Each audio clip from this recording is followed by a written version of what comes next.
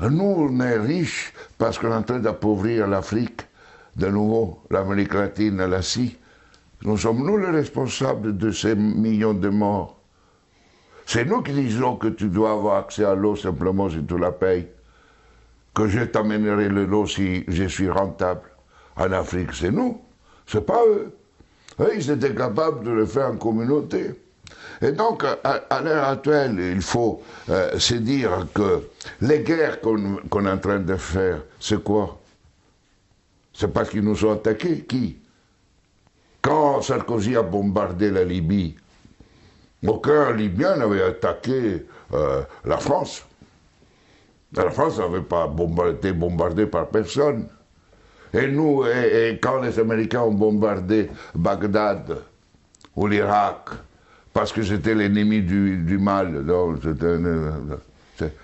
tous ces millions qui sont morts, et tous ces millions de réfugiés syriens, irakiens, etc., c'est qui eux, ils sont voulus. Et nous, on a le courage après de dire, je vais t'aider pour rester chez toi. Hein? Alors qu'on les a créé des conditions pour qu'ils doivent fuir.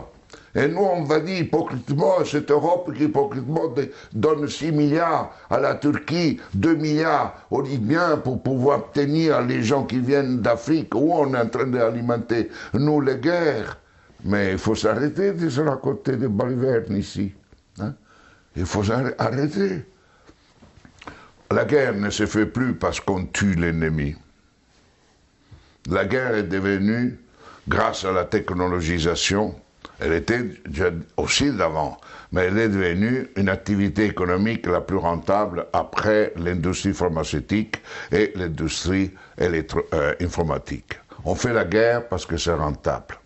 Et malheureusement, si nous ne changeons pas nos dirigeants, et nous-mêmes, hein, dans le sens pas individuellement, mais les systèmes de valeurs fondamentaux, la sécurité nationale qui explique la guerre, la souveraineté nationale, l'appropriation privée du vivant, etc. Tout ça, on fera la guerre. On fera la guerre, pourquoi? Parce que pour cela, deviendra une activité de plus en plus rentable. D'ici quelques années, si vous éliminez la guerre, le PIB mondial chutera, d'après le système dominant. Et ne chutera pas si on est dans un autre système. Au contraire, la guerre, la disparition de la guerre sera une source de richesse. Mais c'est pour cela que les dominants à l'heure actuelle ne veulent pas réduire les armements, ne veulent pas réduire les occasions de guerre. Parce qu'imaginez-vous la France sans la guerre. Que serait comme économie? Imaginez-vous les États-Unis sans guerre, deviendraient des pauvres. Dans des économies pauvres.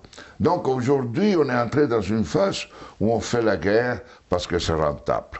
Et vous n'aurez aucun dirigeant actuel du monde qui arrêtera la guerre, parce qu'il sera crucifié, parce qu'il sera lapidé, parce qu'il va contre la logique.